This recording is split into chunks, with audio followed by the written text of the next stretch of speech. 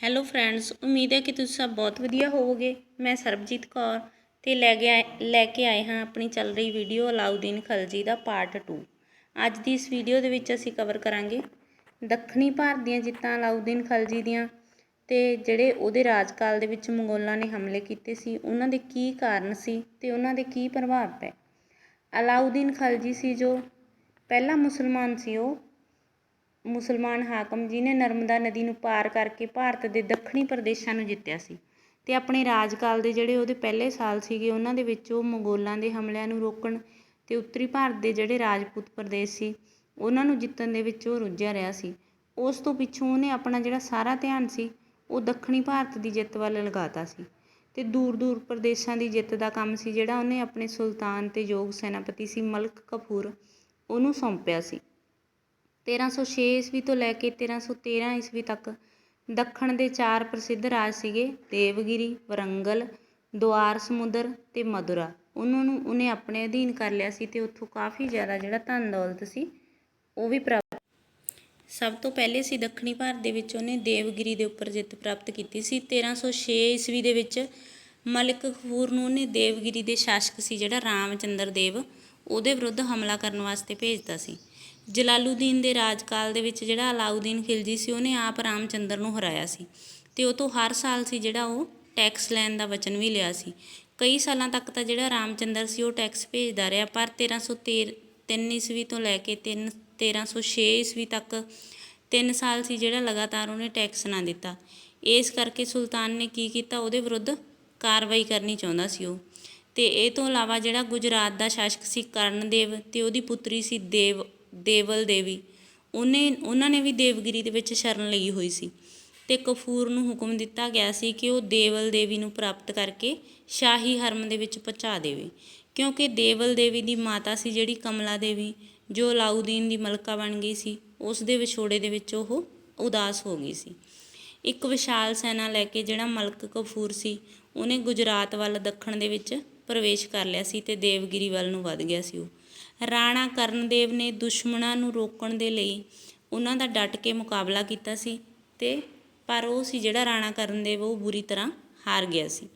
ਦੇਵਲ ਦੇਵੀ ਸੀ ਜਿਹੜੀ ਉਹ ਹਮਲਾਵਰਾਂ ਦੇ ਹੱਥਾਂ ਦੇ ਵਿੱਚ ਆ ਗਈ ਸੀ ਅਤੇ ਉਹਨੂੰ ਦਿੱਲੀ ਭੇਜ ਦਿੱਤਾ ਗਿਆ ਸੀ, ਜਿੱਥੇ ਉਸ ਦਾ ਵਿਆਹ ਅਲਾਉਦੀਨ ਦੇ ਪੁੱਤਰ ਖਿਜਰ ਖਾਨ ਨਾਲ ਕਰ ਦਿੱਤਾ ਗਿਆ ਸੀ। ਅਤੇ ਕਫੂਰ ਸੀ ਜਿਹੜਾ ਉਹਨੇ ਉਦੋਂ ਬਾਅਦ ਫਿਰ ਦੇਵਗਿਰੀ 'ਤੇ ਚੜ੍ਹਾਈ ਕਰ ਦਿੱਤੀ ਸੀ। ਰਾਮਚੰਦਰ ਨੇ ਵੀ ਉਹਨਾਂ ਦਾ ਕਾਫੀ ਜ਼ਿਆਦਾ ਵਿਰੋਧ ਕੀਤਾ ਸੀ ਅਤੇ ਵਿਰੋਧ ਕਰਨ ਦੀ ਥਾਂ ਉਹਨਾਂ ਦੇ ਸਾਹਮਣੇ ਉਹਨੇ ਕੀ ਕੀਤਾ ਸੀ, ਬਾਅਦ ਦੇ ਵਿੱਚ ਗੋਡੇ ਟੇਕਤੇ ਸੀ ਅਤੇ ਉਹਨੇ ਕਫੂਰ ਨੂੰ ਬਹੁਤ ਸਾਰਾ ਧਨ ਦਿੱਤਾ ਸੀ ਅਤੇ ਹਰ ਸਾਲ ਵੀ ਅੱਗੇ ਸੁਲਤਾਨ ਨੂੰ ਧਨ ਰਾਸ਼ੀ ਭੇਜਣ ਦਾ ਵਚਨ ਵੀ ਦੇਤਾ ਸੀ। ਅਲਾਉਦੀਨ ਸੀ ਜਿਹੜਾ ਉਹਦੇ ਵਿਵਹਾਰ ਤੋਂ ਖੁਸ਼ ਹੋਇਆ ਸੀ। ਉਹਨੇ ਨਾ ਕੇਵਲ ਉਸਨੂੰ ਦੇਵਗਿਰੀ ਦਾ ਰਾਜਾ ਹੀ ਮੰਨ ਲਿਆ ਸੀ, ਸਗੋਂ ਉਹਨੂੰ ਰਾਜਿਆਂ ਦਾ ਰਾਜਾ ਦੀ ਉਪਾਧੀ ਵੀ ਦੇਤੀ ਸੀ। ਸੁਲਤਾਨ ਅਲਾਉਦੀਨ ਦੇ ਲਈ ਦੇਵਗਿਰੀ ਦੇ ਸ਼ਾਸਕ ਦੀ ਅਧੀਨਤਾ ਸੀ ਜਿਹੜੀ ਬੜੀ ਉਪਯੋਗੀ ਸਾਬਤ ਹੋਈ ਸੀ। ਇੱਕ ਤਾਂ ਜਿਹੜਾ ਰਾਜਾ ਸੀ ਉਹਨੂੰ ਭਾਰੀ ਧਨ ਰਾਸ਼ੀ ਪ੍ਰਾਪਤ ਹੋ ਗਈ ਸੀ ਅਤੇ ਦੂਜਾ ਦੇਵਗਿਰੀ ਸੀ ਜਿਹੜੀ ਦੂਰ ਦੱਖਣ ਦੇ ਵਿੱਚ ਸੈਨਿਕ ਮੁਹਿੰਮਾਂ ਦਾ ਵੀ ਆਧਾਰ ਬਣ ਗਈ ਸੀ। ਉਸ ਤੋਂ ਬਾਅਦ ਦੱਖਣ ਦੇ ਵਿੱਚ ਵਰੰਗਲ ਦੀ ਜਿੱਤ 1309-10 ਦੇ ਵਿੱਚ ਸ਼ੁਰੂ ਹੋਈ ਸੀ। ਜਦੋਂ ਅਲਾਉਦੀਨ ਸੀ ਜਿਹੜਾ ਦੇਵਗਿਰੀ ਜਿੱਤ ਲਿਆ ਸੀ ਉਹਨੇ, ਤਾਂ ਉਹਨੇ ਉਤਸ਼ਾਹਿਤ ਹੋ ਕੇ ਕੀ ਕੀਤਾ ਸੀ, ਤੇਲੰਗਾਨਾ ਦੇ ਰਾਜ ਨੂੰ ਵਿਜੇ ਕਰਨ ਦੇ ਲਈ ਉਹਨੇ ਯੋਜਨਾ ਬਣਾ ਲਈ ਸੀ ਉਹਨੂੰ ਜਿੱਤਣ ਦੇ ਲਈ। ਉਹਦੀ ਰਾਜਧਾਨੀ ਕੀ ਸੀ, ਵਰੰਗਲ ਸੀਗੀ। ਅਲਾਉਦੀਨ ਦੀ ਇਸ ਮੁਹਿੰਮ ਦਾ ਜਿਹੜਾ ਮੁੱਖ ਉਦੇਸ਼ ਸੀ ਉਹ ਸੀ ਤੇਲੰਗਾਨਾ 'ਤੇ ਅਧਿਕਾਰ ਕਰਨਾ ਵੀ ਨਹੀਂ ਸੀ, ਸਗੋਂ ਉੱਥੋਂ ਦੀ ਜਿਹੜੀ ਧਨ ਸੰਪਤੀ ਸੀ ਉਹਨੂੰ ਲੁੱਟਣਾ ਸੀ।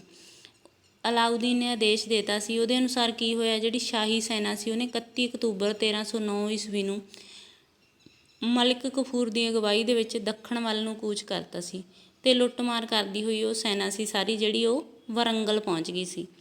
ਉਸ ਸਮੇਂ ਜਿਹੜਾ ਪ੍ਰਤਾਪ ਰੁਦਰ ਦੇਵ ਸੀਗਾ ਉੱਥੋਂ ਦਾ ਰਾਜਾ ਸੀ ਉਹ, ਅਤੇ ਉਹਨੇ ਬੜੀ ਵੀਰਤਾ ਦੇ ਨਾਲ ਦੁਸ਼ਮਣਾਂ ਦਾ ਸਾਹਮਣਾ ਕੀਤਾ ਸੀ, ਪਰ ਜ਼ਿਆਦਾ ਸਮੇਂ ਤੱਕ ਉਹਨਾਂ ਦੇ ਸਾਹਮਣੇ ਉਹ ਟਿਕ ਨਹੀਂ ਸੀ ਸਕਿਆ ਅਤੇ ਅੰਤ ਦੇ ਵਿੱਚ ਮਜਬੂਰ ਹੋ ਕੇ ਉਹਨੇ ਹਥਿਆਰ ਸੁੱਟਤੇ ਸੀ ਅਤੇ ਸੁਲਤਾਨ ਦੀ ਅਧੀਨਤਾ ਸਵੀਕਾਰ ਕਰ ਲਈ ਸੀ।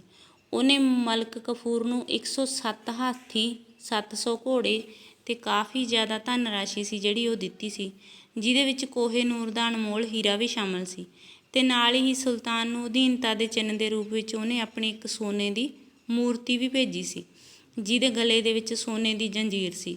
ਮਲਿਕ ਕਫੂਰ ਇਹ ਸਾਰੀ ਧਨ ਦੌਲਤ ਲੈ ਕੇ 23 ਜੂਨ 1310 ਈਸਵੀ ਨੂੰ ਦਿੱਲੀ ਵਾਪਸ ਪਹੁੰਚ ਗਿਆ ਸੀ।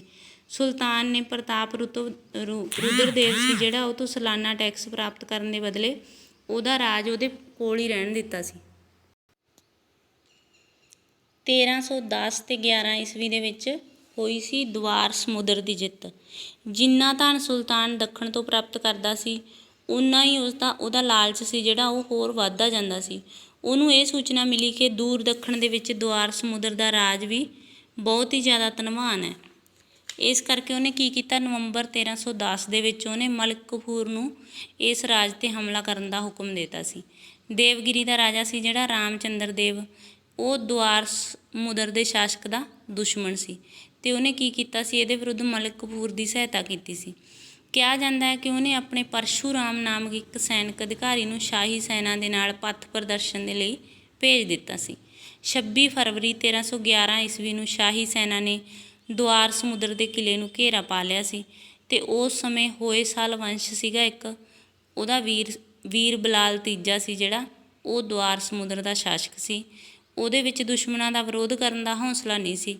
ਉਹਨੇ ਉਹਨਾਂ ਨਾਲ ਸਮਝੌਤਾ ਕਰਨ ਦਾ ਨਿਸ਼ਚਾ ਕਰ ਲਿਆ ਸੀ ਅਤੇ ਅਗਲੇ ਦਿਨ 27 ਫਰਵਰੀ ਨੂੰ ਸਵੇਰੇ ਹੀ ਬਾਲਕ ਦੇਵ ਨਾਇਕ ਨੂੰ ਕੁਝ ਹੋਰ ਦੂਤਾਂ ਦੇ ਨਾਲ ਹੀ ਸ਼ਾਹੀ ਸਤਰ ਸਾਹਮਣੇ ਸਮਝੌਤੇ ਦੀ ਗੱਲਬਾਤ ਕਰਨ ਦੇ ਲਈ ਵੀ ਭੇਜ ਦਿੱਤਾ ਸੀ। ਉਹਨੇ ਮਲਿਕ ਕਫੂਰ ਨੂੰ ਕਿਹਾ ਕਿ ਵੀਰ ਬਲਾਲ ਸੁਲਤਾਨ ਦੀ ਅਧੀਨਗੀ ਸਵੀਕਾਰ ਕਰਨ ਅਤੇ ਆਪਣੀ ਸਾਰੀ ਧਨ ਦੌਲਤ, ਘੋੜੇ ਅਤੇ ਹਾਥੀ ਦੇਣ ਦੇ ਲਈ ਤਿਆਰ ਹੈ।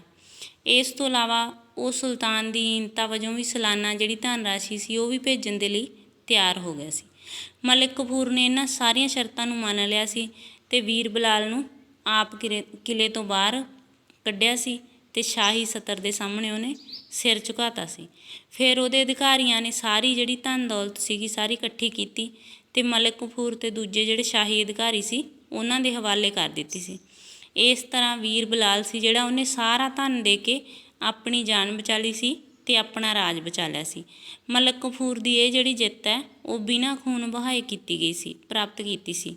ਪਰ ਕਿਹਾ ਜਾਂਦਾ ਹੈ ਕਿ ਹਮਲਾਵਰਾਂ ਨੇ ਦੁਆਰ ਸਮੁੰਦਰ ਦੇ ਕਈ ਮੰਦਰਾਂ ਨੂੰ ਨਸ਼ਟ ਕਰਤਾ ਸੀ ਅਤੇ ਉਹਨਾਂ ਦੀ ਥਾਂ 'ਤੇ ਮਸਜਿਦਾਂ ਬਣਵਾ ਦਿੱਤੀਆਂ ਸੀ। ਮਦੁਰਾ ਦੀ ਜਿੱਤ 1311 ਈਸਵੀ ਦੇ ਵਿੱਚ। ਜਦੋਂ ਦੁਆਰ ਸਮੁੰਦਰ ਦੀ ਜਿੱਤ ਤੋਂ ਪਿੱਛੋਂ 1311 ਦੇ ਵਿੱਚ ਮਲਿਕ ਕਫੂਰ ਸੀ ਜਿਹੜਾ ਉਹ ਅੱਗੇ ਵੱਧ ਕੇ ਮਦੁਰਾ ਦੇ ਪਾਂਡੇ ਰਾਜ ਦੇ ਉੱਤੇ ਉਹਨੇ ਹਮਲਾ ਕਰਤਾ ਸੀ ਅਤੇ ਉਸ ਸਮੇਂ ਇਸ ਰਾਜ ਦੇ ਵਿੱਚ ਸੁੰਦਰ ਪਾਂਡੇ ਅਤੇ ਵੀਰ ਪਾਂਡੇ ਨਾਮ ਦੇ ਦੋ ਭਰਾ ਸੀ ਜਿਹੜੇ ਉਹਨਾਂ ਦੇ ਵਿੱਚ ਰਾਜਗੱਦੀ ਵਾਸਤੇ ਲੜਾਈ ਚੱਲ ਰਹੀ ਸੀ। ਮਲਿਕ ਕਫੂਰ ਨੇ ਇਸ ਹਾਲਤ ਦਾ ਫਾਇਦਾ ਉਠਾਉਂਦੇ ਹੋਏ ਸੁੰਦਰ ਪਾਂਡੇ ਦੇ ਨਾਲ ਗੱਠਜੋੜ ਕਰ ਲਿਆ ਸੀ ਅਤੇ ਉਹਦੀ ਸਹਾਇਤਾ ਨਾਲ ਹੀ ਮਦੁਰਾ ਦੇ ਉੱਤੇ ਚੜ੍ਹਾਈ ਕਰ ਦਿੱਤੀ ਸੀ। ਵੀਰ ਪਾਂਡੇ ਦੇ ਵਿੱਚ ਦੁਸ਼ਮਣਾਂ ਦਾ ਸਾਹਮਣਾ ਕਰਨ ਦਾ ਇੰਨਾ ਸਾਹਸ ਨਹੀਂ ਸੀ ਅਤੇ ਉਹ ਤੁਰੰਤ ਹੀ ਉਹਨੇ ਕੀ ਕੀਤਾ, ਆਪਣੇ ਪਰਿਵਾਰ ਸਮੇਤ ਰਾਜਧਾਨੀ ਨੂੰ ਛੱਡ ਕੇ ਉਹ ਭੱਜ ਗਿਆ ਸੀ ਅਤੇ ਮਦੁਰਾ ਉੱਤੇ ਹਮਲਾਵਰਾਂ ਦਾ ਅਧਿਕਾਰ ਹੋ ਗਿਆ ਸੀ। ਉਹਨਾਂ ਨੇ ਉੱਥੇ ਖੂਬ ਲੁੱਟਮਾਰ ਕੀਤੀ ਅਤੇ ਮਲਿਕ ਕਫੂਰ ਨੂੰ ਜਿੰਨਾ ਧਨ ਇਸ ਵਾਰ ਪ੍ਰਾਪਤ ਹੋਇਆ ਸੀ ਉਹਨਾਂ ਇਸ ਤੋਂ ਪਹਿਲਾਂ ਕਦੇ ਵੀ ਪ੍ਰਾਪਤ ਨਹੀਂ ਸੀ ਹੋਇਆ। ਮਦੁਰਾ ਤੋਂ ਕਫੂਰ ਸੀ ਜਿਹੜਾ ਅੱਗੇ ਰਮੇਸ਼ਵਰ ਤੱਕ ਚਲਾ ਗਿਆ ਸੀ ਅਤੇ ਉੱਥੇ ਉਹਨੇ ਫੇਰ ਆਪਣੀ ਜਿੱਤ ਦੀ ਯਾਦ ਦੇ ਵਿੱਚ ਇੱਕ ਮਸਜਿਦ ਬਣਵਾਈ ਸੀ। ਰਮੇਸ਼ਵਰ ਤੋਂ ਮਲਿਕ ਕਫੂਰ ਕਾਫੀ ਜ਼ਿਆਦਾ ਧਨ ਦੌਲਤ ਲੈ ਕੇ ਦਿੱਲੀ ਨੂੰ ਵਾਪਸ ਪਰਤ ਆਇਆ ਸੀ। ਅਮੀਰ ਖੁਸਰੋ ਲਿਖਦਾ ਹੈ ਕਿ ਉਹ ਆਪਣੇ ਨਾਲ 512 ਹਾਥੀ, 5000 ਘੋੜੇ ਅਤੇ 500 ਮਣ ਕੀਮਤੀ ਹੀਰੇ ਜਵਾਹਰਾਤ ਲੈ ਕੇ ਆਇਆ ਸੀ ਅਤੇ ਸੁਲਤਾਨ ਨੇ 19 ਅਕਤੂਬਰ 1311 ਈਸਵੀ ਨੂੰ ਇੱਕ ਵਿਸ਼ੇਸ਼ ਦਰਬਾਰ ਦੇ ਵਿੱਚ ਮਲਿਕ ਕਫੂਰ ਅਤੇ ਦੂਜੇ ਸੈਨਿਕ ਅਧਿਕਾਰੀਆਂ ਦਾ ਸਵਾਗਤ ਕੀਤਾ ਸੀ। 1306 ਤੋਂ 1312 ਤੱਕ ਜਿਹੜਾ ਦੇਵਗਿਰੀ ਦਾ ਸ਼ਾਸਕ ਸੀਗਾ ਉਹ ਰਾਮਚੰਦਰ, ਉਹਨੇ ਸੁਲਤਾਨ ਦੀ ਅਧੀਨਤਾ ਮੰਨ ਲਈ ਸੀ। ਪਰ 1312 ਈਸਵੀ ਦੇ ਵਿੱਚ ਜਦੋਂ ਉਹਦੀ ਮੌਤ ਹੋ ਗਈ ਸੀ ਤਾਂ ਉਹਦਾ ਜਿਹੜਾ ਪੁੱਤਰ ਸੀ ਸ਼ੰਕਰ ਦੇਵ, ਉਹ ਰਾਜਗੱਦੀ ਦੇ ਉੱਪਰ ਬੈਠ ਗਿਆ ਸੀ। ਉਹਨੇ ਸੁਲਤਾਨ ਦੀ ਅਧੀਨਤਾ ਦੇ ਵਿੱਚ ਰਹਿਣਾ ਸਵੀਕਾਰ ਨਹੀਂ ਸੀ ਕੀਤਾ ਅਤੇ ਉਹ ਆਪਣੇ ਆਪ ਨੂੰ ਸੁਤੰਤਰ ਸ਼ਾਸਕ ਘੋਸ਼ਿਤ ਕਰ ਦਿੱਤਾ ਸੀ ਉਹਨੇ। ਅਲਾਊਦੀਨ ਸੀ ਜਿਹੜਾ ਇਸ ਚੀਜ਼ ਨੂੰ ਸਹਾਰ ਨਾ ਸਕਿਆ, ਇਸ ਲਈ ਉਹਨੇ ਸ਼ੰਕਰ ਦੇਵ ਨੂੰ ਕੁਚਲਣ ਦੇ ਲਈ ਮਲਿਕ ਕਫੂਰ ਦੀ ਅਗਵਾਈ ਦੇ ਵਿੱਚ ਇੱਕ ਵਿਸ਼ਾਲ ਸੈਨਾ ਦੁਬਾਰਾ ਫਿਰ ਦੇਵਗਿਰੀ 'ਤੇ ਹਮਲਾ ਕਰਨ ਵਾਸਤੇ ਭੇਜਦੇ ਸੀ। ਸ਼ੰਕਰ ਦੇਵ ਨੇ ਵੀਰਤਾ ਦੇ ਨਾਲ ਦੁਸ਼ਮਣਾਂ ਦਾ ਸਾਹਮਣਾ ਕੀਤਾ ਸੀ ਪਰ ਅੰਤ ਵਿੱਚ ਲੜਾਈ ਕਰਦਾ ਕਰਦਾ ਉਹ ਸ਼ਹੀਦ ਹੋ ਗਿਆ ਸੀ ਅਤੇ ਦੇਵਗਿਰੀ ਦਾ ਵੱਡਾ ਭਾਗ ਸੀ ਜਿਹੜਾ ਉਹਨੂੰ ਸਾਮਰਾਜ ਦੇ ਵਿੱਚ ਸ਼ਾਮਲ ਕਰ ਲਿਆ ਗਿਆ ਸੀ। ਅਲਾਊਦੀਨ ਦੀ ਜਿਹੜੀ ਦੱਖਣ ਨੀਤੀ ਸੀ ਉਹਦੀ ਸਫਲਤਾ ਦੇ ਕੁਝ ਕਾਰਨ ਸੀ, ਜਿਵੇਂ ਜਿਹੜੇ ਦੱਖਣੀ ਸ਼ਾਸਕ ਸੀ ਉਹਨਾਂ ਦੀ ਆਪਸ ਦੇ ਵਿੱਚ ਦੁਸ਼ਮਣੀ ਸੀ ਅਤੇ ਉਹ ਇੱਕ ਦੂਜੇ ਨੂੰ ਈਰਖਾ ਕਰਦੇ ਸੀ। ਜਿਹੜੇ ਹਿੰਦੂ ਰਾਜੇ ਸੀ ਉਹਨਾਂ ਦੇ ਵਿੱਚ ਜਾਤੀ ਪ੍ਰਥਾ ਦੀ ਕੱਟੜਤਾ ਸੀ। ਜਿਹੜੀ ਉਹਨਾਂ ਦੀ ਸੈਨਿਕ ਪ੍ਰਣਾਲੀ ਸੀ ਉਹ ਕਾਫੀ ਜ਼ਿਆਦਾ ਦੋਸ਼ਪੂਰਨ ਸੀ ਅਤੇ ਜਿਹੜੇ ਦੱਖਣੀ ਸ਼ਾਸਕ ਸੀ ਉਹਨਾਂ ਦੇ ਵਿੱਚ ਬਹਾਦਰੀ ਦੀ ਵੀ ਘਾਟ ਸੀ। ਅਤੇ ਦੂਜੇ ਪਾਸੇ ਅਲਾਊਦੀਨ ਖਿਲਜੀ ਦੀ ਸੈਨਾ ਸੀ ਜਿਹੜੀ ਉਹ ਕਾਫੀ ਜ਼ਿਆਦਾ ਸੰਗਠਿਤ ਸੀਗੀ, ਵੈਲ ਔਰਗੇਨਾਈਜ਼ਡ ਸੀਗੀ। ਅਤੇ ਉਸ ਤੋਂ ਬਾਅਦ ਉਹਦੇ ਕੋਲ ਇੱਕ ਪ੍ਰਸਿੱਧ ਸੈਨਿਕ ਸੀ ਜਿਹੜਾ ਮਲਿਕ ਕਫੂਰ। ਉਹਦੀ ਯੋਗਤਾ ਦੇ ਕਾਰਨ ਹੀ ਉਹਨੇ ਦੱਖਣੀ ਭਾਰਤ ਦਾ ਜਿਹੜਾ ਕਾਫੀ ਹਿੱਸਾ ਸੀ ਉਹ 'ਤੇ ਜਿੱਤ ਪ੍ਰਾਪਤ ਕਰ ਲਈ ਸੀ। ਅਲਾਊਦੀਨ ਖਲਜੀ ਸੀ ਜਿਹੜਾ ਉਹਨੂੰ ਰਾਜਸੀ ਸੂਝ-ਬੂਝ ਵੀ ਸੀ, ਜਿਹਦੇ ਕਰਕੇ ਵੀ ਉਹਨੇ ਦੱਖਣੀ ਭਾਰਤ ਦੇ ਉੱਪਰ ਕਾਫੀ ਜ਼ਿਆਦਾ ਜਿੱਤਾਂ ਪ੍ਰਾਪਤ ਕਰ ਲਈਆਂ ਸੀ। ਅਲਾਊਦੀਨ ਖਲਜੀ ਦੇ ਸ਼ਾਸਨ ਕਾਲ ਦੇ ਵਿੱਚ ਅਤੇ ਖਾਸ ਤੌਰ 'ਤੇ 1297 ਤੋਂ 1306 ਈਸਵੀ ਦੇ ਦੌਰਾਨ ਮੰਗੋਲਾਂ ਨੇ ਭਾਰਤ ਦੇ ਉੱਪਰ ਵਾਰ-ਵਾਰ ਹਮਲੇ ਕੀਤੇ ਸੀ। ਇਹਨਾਂ ਦੇ ਕਈ ਕਾਰਨ ਸੀਗੇ। ਉਹ ਕਾਰਨ ਕੀ ਸੀ? ਜਿਹੜੇ ਮੰਗੋਲ ਸੀ ਉਹ ਸੁਭਾਅ ਤੋਂ ਹੀ ਲੁਟੇਰੇ ਸੀ ਅਤੇ ਲੁੱਟ-ਮਾਰ ਅਤੇ ਤਬਾਹੀ ਕਰਨ ਦੇ ਵਿੱਚ ਉਹ ਕਾਫੀ ਜ਼ਿਆਦਾ ਪ੍ਰਸੰਨਤਾ ਮਹਿਸੂਸ ਕਰਦੇ ਸੀ। ਦੂਜਾ ਕਾਰਨ ਸੀ ਕਿ ਉਹਨਾਂ ਦਾ ਉਦੇਸ਼ ਸਿਰਫ ਲੁੱਟ-ਮਾਰ ਕਰਨਾ ਨਹੀਂ ਰਹਿ ਗਿਆ ਸੀ। ਉਹਨਾਂ ਨੇ ਹੌਲੀ-ਹੌਲੀ ਕੀ ਕੀਤਾ ਸੀ, ਗਜ਼ਨੀ ਅਤੇ ਕਾਬਲ ਦੇ ਉੱਤੇ ਵੀ ਅਧਿਕਾਰ ਕਰ ਲਿਆ ਸੀ ਅਤੇ ਉਹ ਆਪਣੇ ਰਾਜ ਦਾ ਵਿਸਥਾਰ ਵੀ ਕਰਨਾ ਚਾਹੁੰਦੇ ਸੀ। ਤੀਜਾ ਕਾਰਨ ਸੀ ਮੰਗੋਲਾਂ ਦੀਆਂ ਦਿੱਲੀ ਦੇ ਸੁਲਤਾਨਾਂ ਦੇ ਹੱਥੋਂ ਕਈ ਹਾਰਾਂ ਹੋਈਆਂ ਸੀ, ਜਿਹਦੇ ਕਾਰਨ ਉਹ ਹੋਰ ਵੀ ਭੜਕ ਉੱਠੇ ਸੀ ਅਤੇ ਫਿਰ ਬਦਲੇ ਦੀ ਭਾਵਨਾ ਦੇ ਨਾਲ ਉਹ ਉਤਸ਼ਾਹਪੂਰਕ ਹਮਲੇ ਕਰਦੇ ਰਹਿੰਦੇ ਸੀ। ਜਿੰਨੀ ਵਾਰ ਉਹ ਹਾਰਦੇ ਸੀ ਓਨੀ ਵਾਰੀ ਉਹ ਹੋਰ ਹਮਲੇ ਕਰਦੇ ਸੀ ਅਤੇ ਹਰ ਹਮਲੇ ਦੇ ਉਪਰੰਤ ਹੀ ਉਹ ਵਧੇਰੇ ਗਿਣਤੀ ਦੇ ਵਿੱਚ ਅਤੇ ਵਧੇਰੇ ਉਤਸ਼ਾਹ ਅਤੇ ਕਾਰਜ ਸ਼ਕਤੀ ਦੇ ਨਾਲ ਅਗਲਾ ਹਮਲਾ ਕਰਦੇ ਸੀ। ਚੌਥਾ ਕਾਰਨ ਸੀ ਮੰਗੋਲਾਂ ਦਾ ਇੱਕ ਆਗੂ ਸੀ ਦੇਵਾ ਖਾਂ। ਉਹ ਸੀ ਜਿਹੜਾ ਉਹ ਬੜੇ ਉੱਚੇ ਮਨਸੂਬਿਆਂ ਵਾਲਾ ਸ਼ਾਸਕ ਸੀ। ਉਹਨੇ ਮੱਧ ਏਸ਼ੀਆ ਦੇ ਵਿੱਚ ਲਗਭਗ 40 ਯੁੱਧ ਲੜੇ ਸੀ। ਉਹ ਭਾਰਤ ਦੇ ਵਿੱਚ ਆਪਣੀ ਸ਼ਕਤੀ ਦਾ ਵਿਸਥਾਰ ਕਰਨਾ ਚਾਹੁੰਦਾ ਸੀ ਅਤੇ ਅਲਾਊਦੀਨ ਖਲਜੀ ਦੇ ਸਮੇਂ ਉਹਦੇ ਆਦੇਸ਼ ਦੇ ਅਨੁਸਾਰ ਹੀ ਮੰਗੋਲ ਤਕਰੀਬਨ ਹਰ ਸਾਲ ਭਾਰਤ ਦੇ ਉੱਪਰ ਹਮਲਾ ਕਰ ਦਿੰਦੇ ਸੀ। ਅਲਾਊਦੀਨ ਖਲਜੀ ਦੇ ਸਮੇਂ ਜਿਹੜੇ ਮੰਗੋਲ ਸੀਗੇ ਉਹ ਕਈ ਸਾਲਾਂ ਤੱਕ ਸਾਮਰਾਜ ਦੇ ਲਈ ਸਭ ਤੋਂ ਵੱਡਾ ਖਤਰਾ ਬਣੇ ਰਹੇ ਸੀ ਅਤੇ ਪਰ ਖਲਜੀ ਨੇ ਕੀ ਕੀਤਾ ਸੀ, ਉਹਨਾਂ ਨੂੰ ਬੁਰੀ ਤਰ੍ਹਾਂ ਹਰਾਇਆ ਅਤੇ ਉਹਨਾਂ ਤੋਂ ਸਾਮਰਾਜ ਨੂੰ ਸੁਰੱਖਿਅਤ ਵੀ ਕੀਤਾ ਸੀ। ਮੰਗੋਲਾਂ ਦੇ ਨਾਲ ਜਿਹੜੇ ਹਮਲੇ ਹੋਏ ਸੀ ਉਹ ਸੀਗੇ ਕਾਦਰ ਦਾ ਹਮਲਾ 1297 ਦੇ ਵਿੱਚ ਹੋਇਆ ਸੀ, ਸਲਦੀ ਦਾ ਹਮਲਾ 1299 ਦੇ ਵਿੱਚ, ਕੁਤਲਗ ਖਵਾਜਾ ਦਾ ਹਮਲਾ ਸੀ ਜਿਹੜਾ ਉਹ 1299 ਦੇ ਵਿੱਚ ਹੋਇਆ ਸੀ, ਤਰਗੀ ਦਾ ਹਮਲਾ 1303 ਦੇ ਵਿੱਚ ਹੋਇਆ ਸੀ, ਅਲੀ ਬੇਗ ਅਤੇ ਤਾਰ ਤਾਕ ਦਾ ਹਮਲਾ 1305 ਦੇ ਵਿੱਚ ਹੋਇਆ ਸੀ, ਕੂਬਕ ਅਤੇ ਇਕਬਾਲ ਮੰਦ ਦਾ ਹਮਲਾ ਸੀ ਜਿਹੜਾ ਉਹ 1306 ਦੇ ਵਿੱਚ ਹੋਇਆ ਸੀ। ਮੰਗੋਲ ਸੀ ਜਿਹੜੇ ਉਹ ਕਾਫੀ ਜ਼ਿਆਦਾ ਨਿਡਰ ਸੀਗੇ, ਦਲੇਰ ਸੀ ਅਤੇ ਪਰ ਫਿਰ ਵੀ ਉਹਨਾਂ ਨੇ ਭਾਰਤ ਦੇ ਉੱਤੇ ਵਾਰ-ਵਾਰ ਹਮਲੇ ਕੀਤੇ ਅਤੇ ਪਰ ਫਿਰ ਵੀ ਅੰਤ ਦੇ ਵਿੱਚ ਉਹਨਾਂ ਨੂੰ ਹਾਰ ਦਾ ਮੂੰਹ ਵੇਖਣਾ ਪਿਆ ਸੀ। ਮੰਗੋਲਾਂ ਦੇ ਹਮਲਿਆਂ ਦੇ ਜਿਹੜੇ ਪ੍ਰਭਾਵ ਕੀ ਪਏ ਸੀ ਭਾਰਤ ਦੇ ਉੱਪਰ? ਮੰਗੋਲਾਂ ਦੇ ਹਮਲੇ ਸੀ ਜਿਹੜੇ ਦਿੱਲੀ ਸਲਤਨਤ ਅਤੇ ਸੁਲਤਾਨ ਦੇ ਸ਼ਾਸਨ ਪ੍ਰਬੰਧ ਅਤੇ ਨੀਤੀਆਂ ਦੇ ਉੱਤੇ ਉਹਨਾਂ ਨੇ ਕਾਫੀ ਜ਼ਿਆਦਾ ਮਹੱਤਵਪੂਰਨ ਪ੍ਰਭਾਵ ਪਾਏ ਸੀ। ਉਸ ਤੋਂ ਬਾਅਦ ਕੀ ਹੋਇਆ ਸੀ, ਜਦੋਂ ਅਲਾਊਦੀਨ ਖਲਜੀ ਨੇ ਮੰਗੋਲਾਂ ਦੇ ਹਮਲਿਆਂ ਦਾ ਸਫਲਤਾਪੂਰਵਕ ਮੁਕਾਬਲਾ ਕਰ ਲਿਆ ਸੀ ਤਾਂ ਸਲਤਨਤ ਨੂੰ ਉਹਨਾਂ ਦੇ ਖਤਰੇ ਤੋਂ ਸੁਰੱਖਿਅਤ ਕਰਨ ਦੇ ਲਈ ਸੁਲਤਾਨ ਨੇ ਕੀ ਕੀਤਾ ਸੀ, ਇੱਕ ਵਿਸ਼ਾਲ ਅਤੇ ਸ਼ਕਤੀਸ਼ਾਲੀ ਸੈਨਾ ਦਾ ਸੰਗਠਨ ਕੀਤਾ ਸੀ, ਜਿਹਦੇ ਵਿੱਚ ਉਹਨੇ 4,75,000 ਘੋੜਸਵਾਰ ਭਰਤੀ ਕੀਤੇ ਸੀ ਅਤੇ ਉਹਨੇ ਸੈਨਿਕਾਂ ਦੇ ਲਈ ਵਧੀਆ ਕਿਸਮ ਦੇ ਹਥਿਆਰ ਵੀ ਤਿਆਰ ਕਰਨ ਲਈ ਨਵੇਂ ਕਾਰਖਾਨੇ ਖੋਲ੍ਹਤੇ ਸੀ। ਉੱਤਰ ਪੱਛਮੀ ਸਰਹੱਦਾਂ ਦੇ ਵਿੱਚ ਪੁਰਾਣੇ ਕਿਲ੍ਹਿਆਂ ਦੀ ਵੀ ਮੁਰੰਮਤ ਕਰ ਦਿੱਤੀ ਗਈ ਸੀ ਅਤੇ ਨਵੇਂ ਕਿਲ੍ਹਿਆਂ ਦੀ ਉਸਾਰੀ ਕਰਤੀ ਸੀ। ਅਲਾਊਦੀਨ ਖਲਜੀ ਨੇ ਆਪਣੀ ਸ਼ਕਤੀਸ਼ਾਲੀ ਜਿਹੜੀ ਸੈਨਾ ਸੰਗਠਿਤ ਕੀਤੀ ਹੋਈ ਸੀ ਉਹ ਉੱਤਰੀ ਭਾਰਤ ਦੇ ਵਿੱਚ ਰਾਜਸਥਾਨ ਅਤੇ ਮਾਲਵਾ ਦੇ ਰਾਜਾਂ ਅਤੇ ਦੱਖਣੀ ਭਾਰਤ ਦੇ ਰਾਜ ਸੀ ਜਿਹੜੇ ਦੇਵਗਿਰੀ, ਤੇਲੰਗਾਨਾ, ਦੁਆਰ ਸਮੁੰਦਰ ਅਤੇ ਮਦੁਰਾ, ਉਹਨਾਂ ਨੂੰ ਜਿੱਤਣ ਦੇ ਵਿੱਚ ਉਹ ਬੜੀ ਸਹਾਇਕ ਹੋਈ ਸੀ। ਇਸ ਤਰ੍ਹਾਂ ਇੱਕ ਲਿਹਾਜ਼ ਦੇ ਨਾਲ ਮੰਗੋਲਾਂ ਦੇ ਹਮਲੇ ਸੀ ਜਿਹੜੇ ਅਲਾਊਦੀਨ ਖਿਲਜੀ ਲਈ ਇੱਕ ਛੁਪਿਆ ਹੋਇਆ ਵਰਦਾਨ ਸਾਬਤ ਹੋਏ ਸੀ। ਅਤੇ ਉਸ ਤੋਂ ਬਾਅਦ ਮੰਗੋਲਾਂ ਦੇ ਹਮਲਿਆਂ ਦਾ ਕੀ ਪ੍ਰਭਾਵ ਪਿਆ ਸੀ? ਜਿਹੜਾ ਅਲਾਊਦੀਨ ਖਲਜੀ ਸੀ ਉਹਦੀ ਵਿੱਤੀ ਨੀਤੀ ਦੇ ਉੱਤੇ ਵੀ ਪ੍ਰਭਾਵ ਪਿਆ ਸੀ। ਜਿਹੜੀ ਵਿਸ਼ਾਲ ਸੈਨਾ ਸੀ, ਕਿਲ੍ਹਿਆਂ ਦੀ ਉਸਾਰੀ ਅਤੇ ਮੰਗੋਲਾਂ ਦੇ ਵਿਰੁੱਧ ਯੁੱਧ ਦਾ ਸੰਚਾਲਨ ਕਰਨ ਅਤੇ ਬਹੁਤ ਜ਼ਿਆਦਾ ਧਨ ਦੀ ਲੋੜ ਸੀ ਉਹਨੂੰ। ਇਸ ਲਈ ਸੁਲਤਾਨ ਨੇ ਭੂਮੀ ਦਾ ਜਿਹੜਾ ਟੈਕਸ ਸੀ ਉਹਨੂੰ ਵਧਾ ਕੇ ਅੱਧਾ ਭਾਗ ਕਰਤਾ ਸੀ ਅਤੇ ਉਹਨੇ ਦੂਜੇ ਕਰਾਂ ਦੀ ਵੀ ਦਰ ਵਧਾ ਦਿੱਤੀ ਸੀ ਅਤੇ ਲੋਕਾਂ ਦੇ ਉੱਪਰ ਕਈ ਨਵੇਂ ਟੈਕਸ ਲਾਤੇ ਸੀ। ਅਲਾਊਦੀਨ ਨੇ ਆਰਥਿਕ ਸੁਧਾਰ ਵੀ ਕੀਤੇ ਸੀ ਅਸਿੱਧੇ ਰੂਪ ਦੇ ਵਿੱਚ। ਮੰਗੋਲਾਂ ਦੇ ਹਮਲਿਆਂ ਦਾ ਇੱਕ ਸਿੱਟਾ ਸੀ ਇਹ ਵੀ। ਮੰਗੋਲਾਂ ਦੇ ਹਮਲਿਆਂ ਦੇ ਕਾਰਨ ਸੰਗਠਿਤ ਕੀਤੀ ਗਈ ਜਿਹੜੀ ਸੈਨਾ ਸੀ ਅਤੇ ਸੈਨਿਕਾਂ ਨੂੰ ਜ਼ਿਆਦਾ ਤਨਖਾਹ ਸੀ ਜਿਹੜੀ ਉਹ ਦਿੱਤੀ ਨਹੀਂ ਸੀ ਗਈ। ਇਸ ਕਰਕੇ ਉਹਨਾਂ ਦੀ ਸਹੂਲਤ ਦੇ ਲਈ ਸੁਲਤਾਨ ਨੇ ਕਾਫੀ ਸਾਰੀਆਂ ਵਸਤੂਆਂ ਦੇ ਭਾਅ ਸੀ ਜਿਹੜੇ ਉਹ ਨਿਯਤ ਕਰਤੇ ਸੀ ਅਤੇ ਹੋਰ ਵੀ ਕਈ ਆਰਥਿਕ ਸੁਧਾਰ ਕੀਤੇ ਸੀ ਜੋ ਸੈਨਿਕ ਘੱਟ ਤਨਖਾਹਾਂ 'ਤੇ ਹੁੰਦੇ ਹੋਏ ਵੀ ਚੰਗੀ ਤਰ੍ਹਾਂ ਆਪਣਾ ਜੀਵਨ ਨਿਰਵਾਹ ਕਰਦੇ ਸੀਗੇ। ਪ੍ਰਸ਼ਾਸਨ ਦੇ ਸਰੂਪ ਦੇ ਉੱਪਰ ਵੀ ਨਵਾਂ ਪ੍ਰਭਾਵ ਪਿਆ ਸੀ। ਇਹਦੇ ਨਾਲ ਕੀ ਹੋਇਆ ਸੀ, ਪ੍ਰਸ਼ਾਸਨ ਦਾ ਸਰੂਪ ਵੀ ਨਿਰਧਾਰਿਤ ਹੋ ਗਿਆ ਸੀ ਅਤੇ ਕਈ ਸਾਲਾਂ ਤੱਕ ਉਹਦਾ ਪੂਰਾ ਧਿਆਨ ਸੀ ਅਤੇ ਸ਼ਕਤੀ ਸੀ ਜਿਹੜੀ ਮੰਗੋਲਾਂ ਦੇ ਹਮਲਿਆਂ ਦਾ ਵਿਰੋਧ ਕਰਨ ਦੇ ਵਿੱਚ ਹੀ ਲੱਗੀ ਰਹੀ ਸੀ।